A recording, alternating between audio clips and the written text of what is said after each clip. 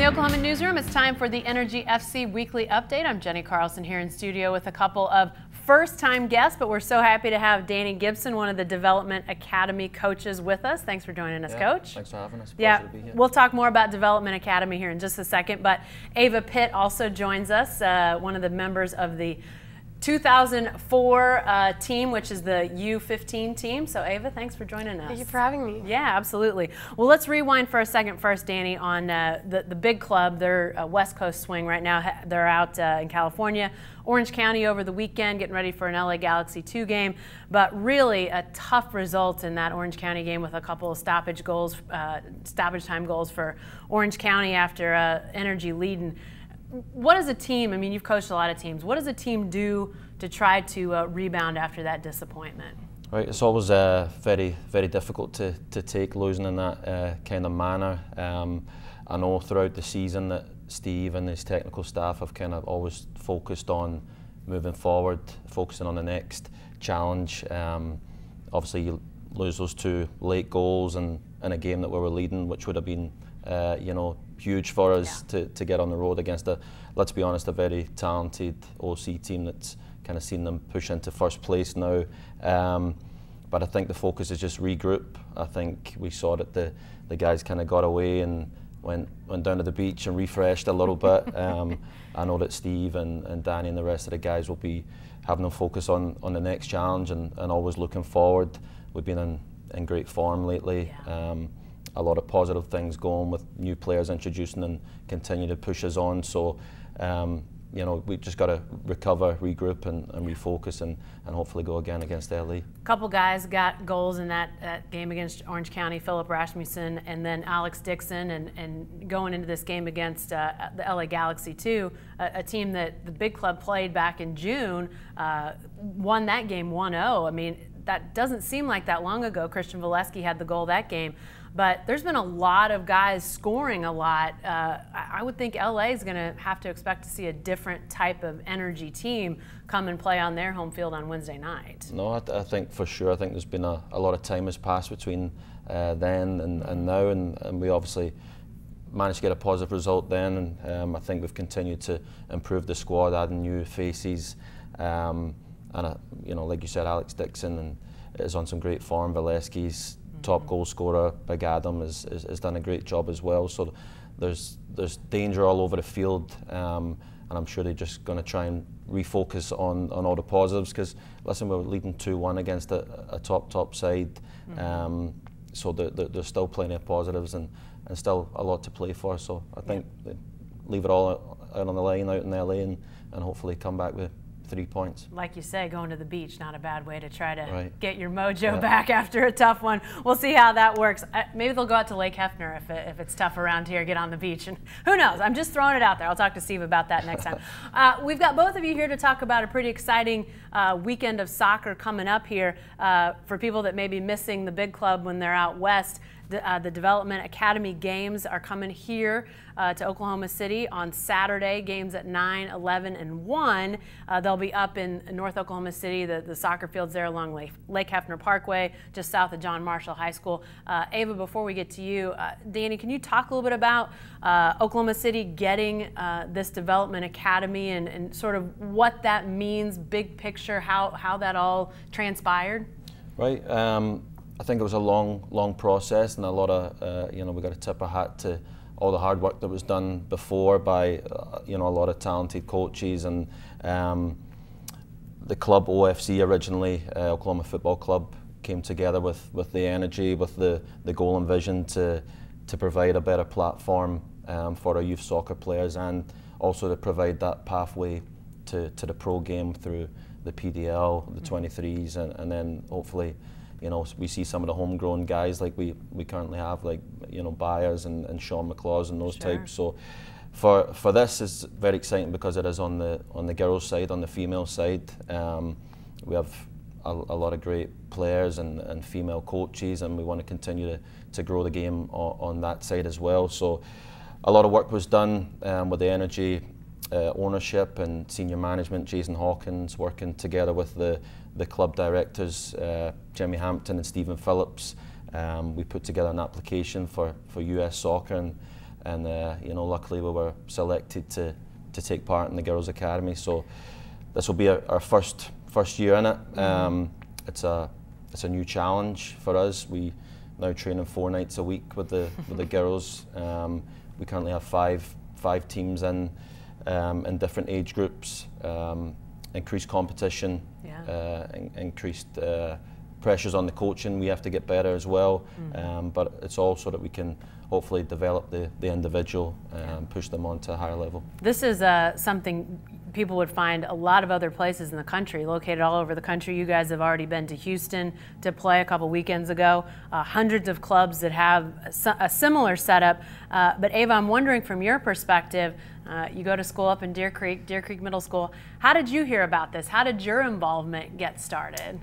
Well, my mom has been manager for a while, and she kind of inspired me to go play DA and kind of take that next level. So did you have to reach out to somebody, say I'm interested, try out? Well, the DA kind of came to us to kind of open up and let us try this out. So kind of heard about it just from around everyone. What was your reaction when you found out this might be a soccer option for you? I was pretty excited. Yeah. I was glad for this new experience. Coach mentioned, Danny mentioned 4 nights a week training. Yes. What's the schedule like? How does it compare to how soccer was before for you and how it is now? Before we only had about 2 practices a week, and now we have about 4. So I like the extra practice though. It makes us better. Yeah. I'm sure getting to practice, a lot of time in the car. Yeah, right. But worth it sounds like. Yeah. Danny, what you talk about the extra practice, the games, the competition.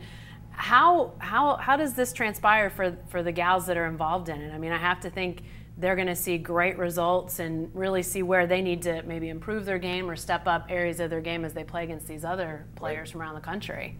That's certainly the goal and the intention for US Soccer to create the Development Academy. I think it's the 2nd or 3rd year for the girls' side is to find players to put in the national team. So our challenge is to create a culture of excellence and an environment every day where they can grow and get better, and part of that is going and playing against an increased competition, and we've certainly seen that already and expect to see it again this Saturday, but it's on us to rise to the challenge.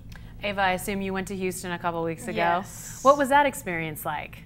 I really liked it. We got to play new competition. They were a lot better than our previous competition, and I liked the experience. Now, I understand that all the games get taped on Huddle, giving you a chance to go back and watch. I assume that you've had other games taped, but what's that like to be able to sit down, really analyze game by game with the coaches? Well, it's good because we can look at our mistakes and we can improve from those mistakes. Yeah, and I'm sure the exposure is, I mean, sending that film out to colleges and that sort of thing too, Danny, I would assume. Absolutely, and it's one of the other advantages of the Development Academy is that, I think at one of their winter showcases, they got 300 plus college coaches. Wow. They had US scouts at every game, so it really is. There's a little bit of added pressure playing in front of those scouts, but if that's what you're wanting to go on and do, then it's the right spot for an elite player. Now, just to tell people a little bit more about how this is set up, you guys are in a league, the Frontier League, that involves Houston, Austin, Dallas, a team up in Kansas, Omaha, Colorado, and then, as you mentioned, showcases in Florida and California. There'll be teams here that are under 13, under 14, under 15, 17, and 18. So what can people expect, Danny, on Saturday if they want to come out and see some of this soccer? No, I would certainly encourage it. If you've got younger kids that are playing and maybe that's their aspirations.